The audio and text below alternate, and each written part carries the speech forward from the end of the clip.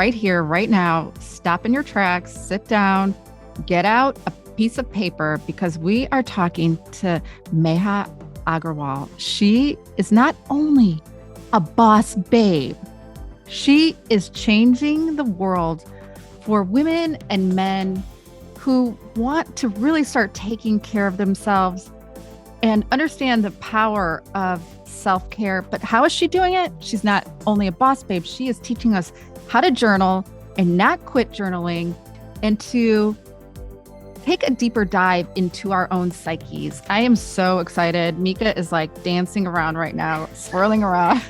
She's like, I can't believe we have Meha here. Woo. But we have Meha here, and she is the founder of Silk and Sonder. We're going to hear all about it, you guys. Everything you need to know about Silk and Sonder. And Mika's holding up her October journal. It's going to be in our show notes, so check out our show notes.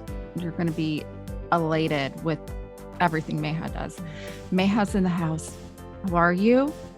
Let's calm down, Mika. Let's breathe, and let's think of some good questions to ask her. Hi. Meha. Welcome. So excited to be here. We're excited to have you. I mean, you are what a boss babe should be. You are an inspiration. You're inspiring yourself, and you're inspiring your team and inspiring women and men around the world. What are you obsessed with? Oh, I am obsessed with learning and reading, and any person who is just building consumer products that make my life easier. I think I'm obsessed with it all. So anything that really helps me improve myself and inspire me to create the tools to improve the lives of others is what I'm obsessed with. What's the last book you read? Ooh, I reread the book called The Art of Thinking Clearly. It's about all of our innate cognitive biases and just like stories around it. So things like sunk cost fallacy, and it's just inspiring and invigorating to notice it in your everyday routines on where your mind is trying to play a trick on you. So that's the book that I recently reread. I'm actually starting to read the book Wisdom of Walt. It's about like Disney, and I know Disney is not perfect, but there's some things around the imagination that I find really inspiring. And so trying to figure out, how do I build a legacy brand that does good in this world by learning from, you know, both the good things and the bad things from leaders in the past. And so for me, I'm really excited. I just think that endless ability to dream and inspire is something that I really want the world to benefit from. I'm glad you mentioned that, because Walt Disney is actually one of my inspirations. Oh, wow. Yeah. So the fact that you mentioned And Thomas that, Edison. And Thomas Edison. Yeah. I like you. I think it's important to revisit great leaders, those that were trailblazers, those that have embarked. They created something that had not been done before, through imagination and challenges, and dealing with the naysayers and some of the personal, the sadness that comes with that, with being by yourself in the trenches, doing 100%. Something new. Like you probably have already know what Henry Ford, his beginning, where his new wife, they had no friends because everyone in their neighborhood that they had just moved to thought Henry Ford was crazy because he is working on his machine in the garage, through like 2 a.m. And his wife was defending him, saying, my husband is not crazy. And then therefore they had no friends. And then the social aspect that comes with that. But look, they endured, and look what legacy they've left for all of us. All of us, So it's nice that you're drawing inspiration from that. Yeah, I mean, I think it is, it's both a blessing and a curse, right? To have that visionary dreaming mindset, because like you said, it's very lonely sometimes. I know all about that right now. And you have to be your best friend, which is why I think when you ask me what I'm obsessed with, it really is the books and the podcasts and the places to learn, for relatively inexpensive, value that you're able to just nurture your mind and accelerate, those learnings into actionable chunks to bring magic to the world. So glad that we live in this era where we have that available to us. So Silk and Sonder, and I find it so ingenious. Why hasn't anybody else thought about this sort of product? And it's genius, number one, because it provides recurring revenue. Number two, it's so inspiring, and the content is it's so meaningful and can really change the lives of people who really dive into it and use it as a proper tool. So tell us a little bit of Silk and Sonder, and tell us how it's changed your life and the people's lives around you. Yeah, when I started Silk and Sonder, I didn't realize it was, the stroke of genius, right? I did what came naturally to me, and that was a product that felt, beautiful and inspiring. So you literally could not mess it up, right? It's guided in nature. It has enough structure to help you get started, but also enough flexibility to make it your own. And for me, what I found myself frustrated with is when I was, going through my own personal rut, whether that was due to a breakup or due to a career rut or a personal rut, it's just, very discouraging when your only options are to talk about your problems with a therapist or hire an expensive coach. You need to be in the right headspace to do some of those things. And so what I had available to me were these blank diaries. Even if they were beautiful, they just didn't have the guidance and the structure I needed. And so I created that guide in a regular diary first, and I started to piece together elements from reflection or things people would tell me to meditate on, but I couldn't quite sit there in silence and quiet my thoughts. I decided to write it down. And I used to write, 3 things I'm grateful for, 3 things I hope to accomplish, and 3 things that are giving me anxiety. And I noticed this magical shift to my emotional health. And what was really important was transferring that reflection and self-discovery journey into actual action, true habits. I think as individuals living in today's age, it's not enough to just try to understand who you are and heighten self-awareness and advocate for that. You really have to build those micro actions into your daily, weekly, monthly, and yearly routine so that you can see transformational change, right? And so I think what's been really gratifying is I started this thinking I would attract maybe women my age and living in certain cities, mostly on, the coast. What I found was that we were actually solving this problem at large because all of us are navigating our own, journey through our own worries. We're all going through changes, whether we are in toxic situations or whether we're dealing with grief or a loss or whatever it might be, or we're just trying to feel more fulfilled. Like we're working the job and we're not happy. There's everybody is fighting something. And I think for me, that realization was so inspiring because I started talking to my customers and some of them were like, you've helped with our ADHD, or I have chronic illness, but Silk and Sonder really helps me feel better, or I am, trying to survive cancer, and this is what I look forward to every day.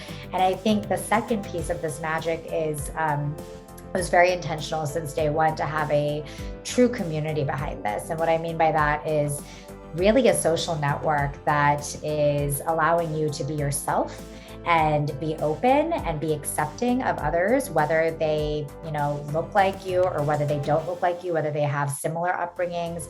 I mean, we span the gamut when it comes to age, race, socioeconomic status, profession. We just have such a range of individuals. And I think that I can really boil back to my early years in Santa Barbara, growing up South Asian American in a predominantly Caucasian neighborhood. I always was so nervous to be the different one. And then my mom really helped me realize, like, you were born to stand out, right? So use that as your gift. And I think that's when I started to realize that people are people. We all have a story. We all have something to learn. We all have something to gain.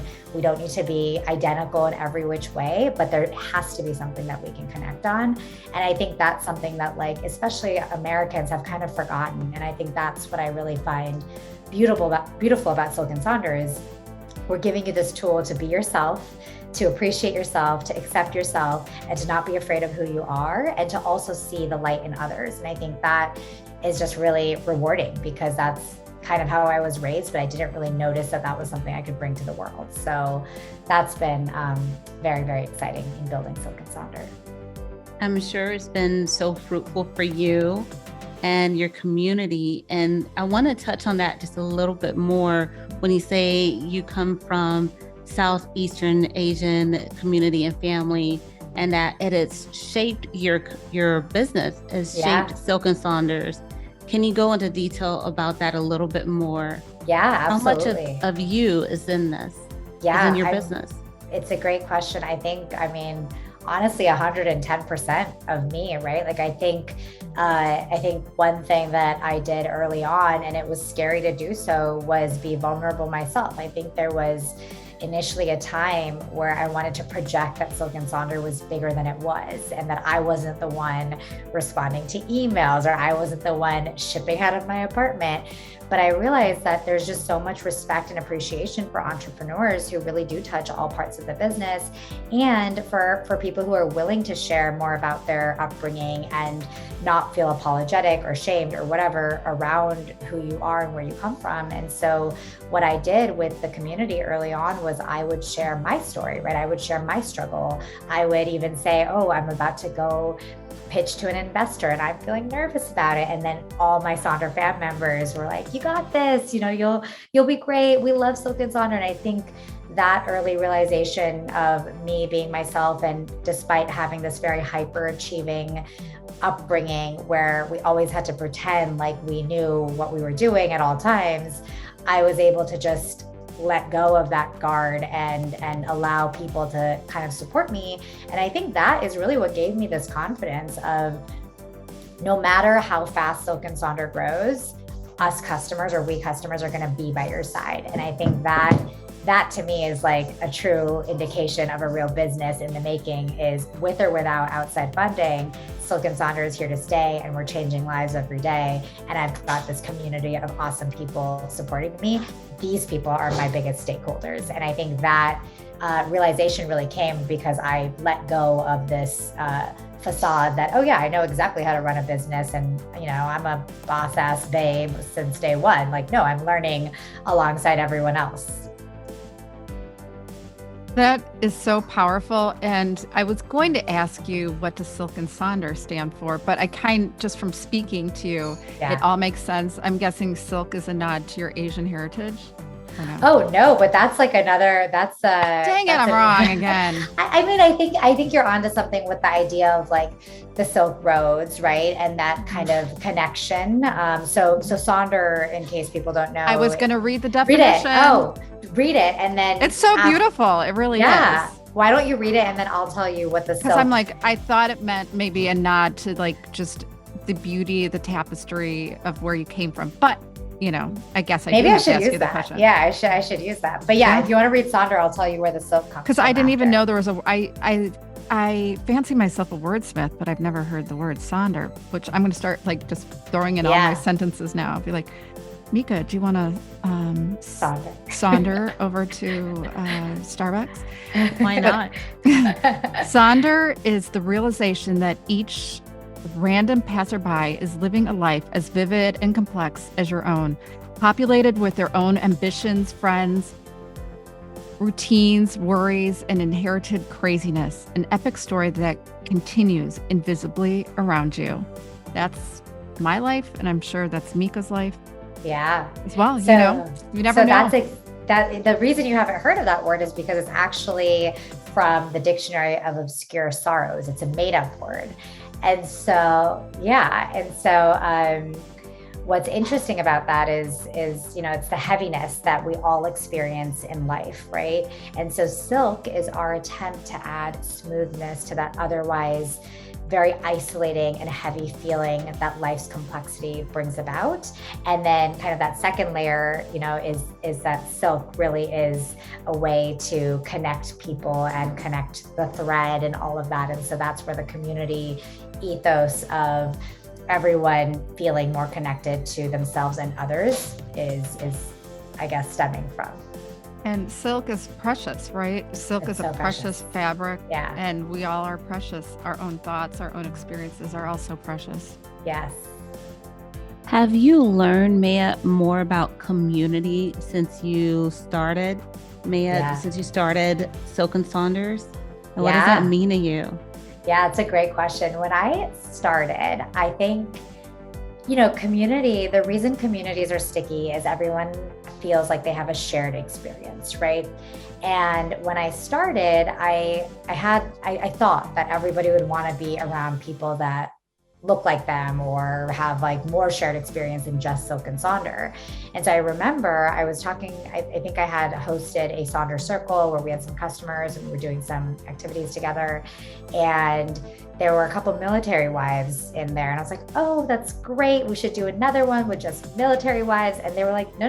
Like what we love about Silk and Sonder is that we get access to people from different backgrounds, from different professions, from different mindsets. And that is what allows us to grow. Like they already have access to certain communities in their physical spaces or, from their other networks.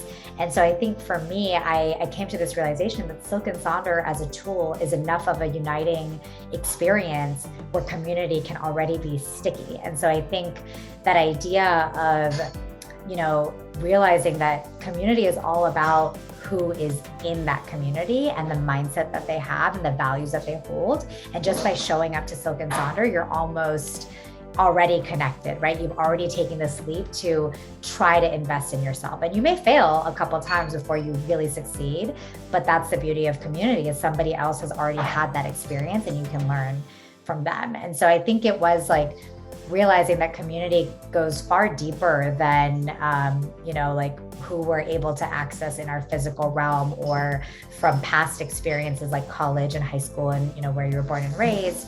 It really is a shared experience of any sorts. And I think the last thing I'll add is by being more vulnerable with the community and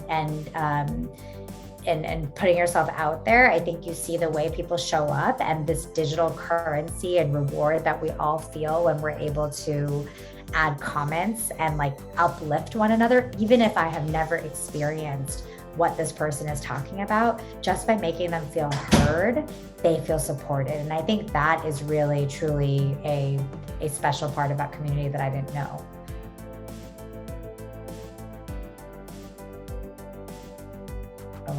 I wasn't sure.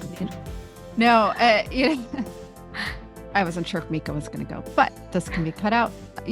Just that the power of community, the community you're building, and teaching them these lifelong habits that everyone should be doing. If you haven't journaled, I write, and I never realized this till I was older. When I am going through a hard time, when I'm going through a happy time, I always want to grab a pen and pencil and a piece of paper and just start writing because it is cathartic to me.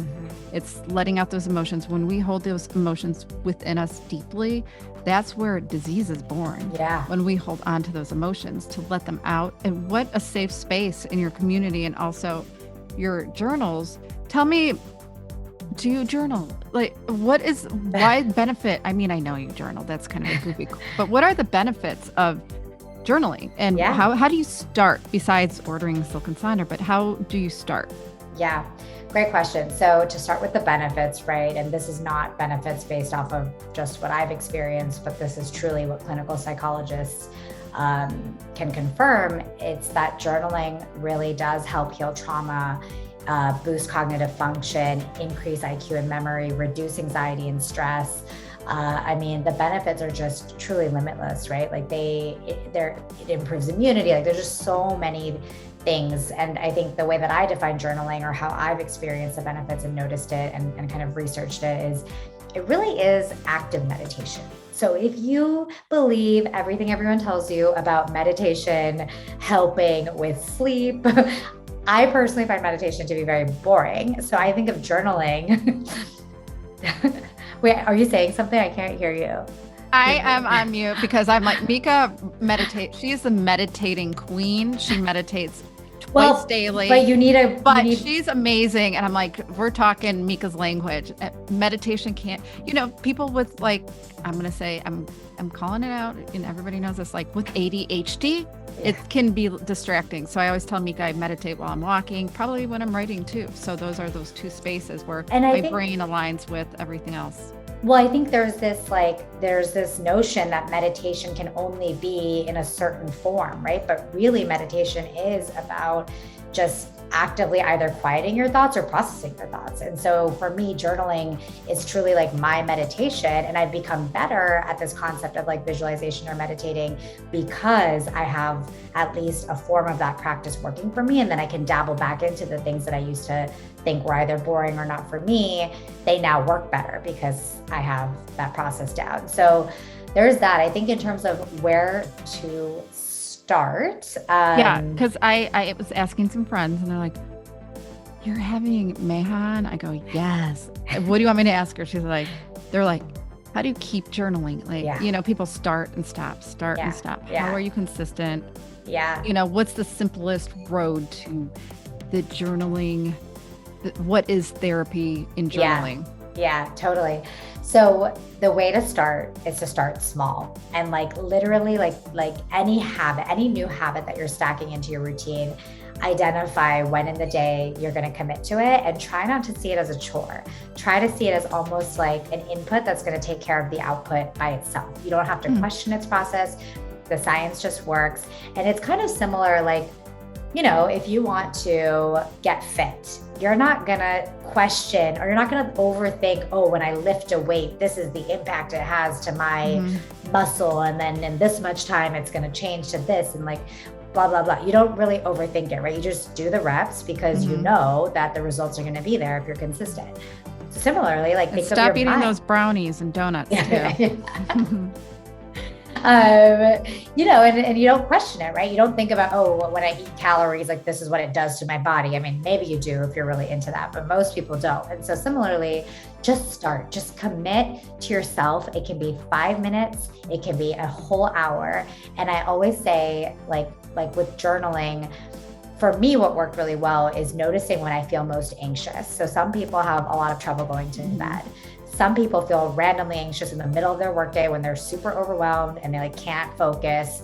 That's a great time. And then for me, I wake up a little bit anxious. And so for me, that's the perfect time to journal because it's almost this, mood or bodily feeling that I have to react to. And so it's natural to like slot it in versus like a chore that I have to like put in the middle of my workday when I don't have time. So identifying when to journal and being really real with yourself. If you're a mom and you've got kids, like chatting in the morning and it's not going to work for you, can you do it like after you drop them off or after you go to work? Can you just give yourself 5 minutes? Whenever you have time to just like calm yourself down, that's when I recommend starting, and start small. So Silk and Sonder is great because you have all these, ready-made layouts. In our app, we actually have affirmations and daily personalized prompts. And so if you need guided structure, you could start there. We have daily rituals, which are these audio reflections that have like a meditation component, but also a journaling component. So it's like bite-sized. So you don't even have to like make the decision of what do I write about. You just have to commit to whatever form excites you. And if it doesn't excite you, like, you got to peel back the layers. Like, are you a dreamer or are you a worrier? Like, what part are you going to like grasp onto to fix first and then focus on that? So I'm a dreamer. So I love writing the 3 things that I'm want to accomplish today because I want to get shit done, right? But when I am in those modes of like, I'm really stressed, I'm overwhelmed, then I'm like, okay, I need to identify what I'm finding challenging. And then I need to identify what's the gift in this. And then again, it's like bite-sized. So for those that really don't know what to write about and find themselves bored just writing about their day or whatever, I recommend using guided structures through Silk and Sonder and the sorts. And then the second piece to that, and the only way you're going to succeed, is committing to 5 minutes. Literally, you have 5 minutes. I don't care if you're in the bathroom. Like, if you got to take your little journal in there, do what you need to do. Like, pick those 5 minutes that you know you can get to yourself, and just don't question it. It's like lifting weights or walking. Oh, that yes. Is awesome. And for another thing, I was just going to say really quickly, Mika, and then you jump in because I know what you're going to say is way more brilliant than what I'm going to say. Set your alarm every day, like at 1 p.m. to journal. There, that's all I was going to say. I was going to mention so the app, so everyone who's listening, when you subscribe to Silk and Sonder, you're going to find the QR code that you can just scan with your phone, with your mobile phone, and have access to the app instantly, or just go to the app store on your phone and download the app. So I think it's great that you've made it kind of convenient. So there are some people who are glued to their phones, and understandably so. Like, their alarm is here, their calendar is here, their when to take their multivitamins is here, like their calorie counter is here, their steps counter is here, so everything is here digital. So for someone who has that digital lifestyle, then you've got this for them where they can do it on their phone. And for those of us that like to be able to just old-fashioned and like to just take pen to paper, you've got that. So I think it's brilliant that you guys came up with those options, and you're not really, for lack of a better word, you're not trying to force people to just do it, the traditional way. What you're actually being kind of very open to this digital age that we have. And how important was that as a business, as a person in business? And I'm not even going to say you're a woman in business, as a person in business. She's to actually think of how important was this to actually think of this digital lifestyle? Yeah, it's a great question. So I was a software engineer right before starting Silk and Sonder. So my entire life was digital, and that's pretty much why I gave myself this chance to bring pen to paper and notice this magical shift to my emotional health. And so for us, what's important is thinking about the digital first user and how they might be reluctant to bring pen to paper, but ultimately this method works because it's integrated. So I always say the journal is your safe space. It's like where you disconnect in order to reconnect with yourself. The app is where you go to reconnect even deeper. So there are things in our journal that you're never going to find in our app because they just work better pen to paper. What the app does is it's an extension. So you go there to dive deeper on a particular prompt or a particular topic. And you also go there to reconnect with others because you made time for yourself and now it's time to make time for others. And so it's an integrated experience. So for me, it was more important to solve the emotional health epidemic by resorting back to science. And science tells us that bringing pen to paper helps reduce anxiety and stress. So we're going to do that. And then the app is just a way to personalize that journey and make it more kind of integrated and connected into your daily routine. So very much a customer decision, which obviously then becomes a business decision. And you're going to find people who are not ready to commit to the whole physical journal experience, but they need to give it a little try and then realize, oh, wow, gratitude works. I need more of this. And as you both know, like more is more when it comes to personal development, self-investment. It's like, we'd spend like a weekend on ourselves if we could, right? Like that's the joy and beauty of this work. It's true. It is so, so true. I spend my Sundays just doing I dive into meditations, and I really focus on well-being, and then what's next, how to basically kind of peel back the onion layers of what is it that I want to strengthen. And so I think this is going to be a great tool. And Jules actually got this for me, everyone, for my birthday. So she got me the subscription. It's a great gift. So thank you, Jules. Meha, there needs to, like, on the website, I wish there was like a way to give it as a gift, Oh, I love that you brought this up. Because I was like, please. Which one did you get? It's the best gift. How did you get it? Did you just buy the subscription for her? Yeah. Oh, nice. Yeah. Love it. And I'm like, there's something coming for you. It's from me. But I'm like, I wish we could make this a gift. Like packaging. Yeah. Because I literally, whenever I get, stumble across something I'm obsessed with, I love to give it out as a gift to all my girlfriends, my mom, my sister-in-laws. And, this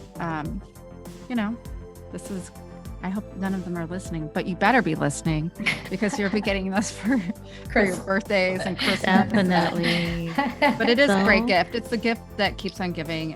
And I love that.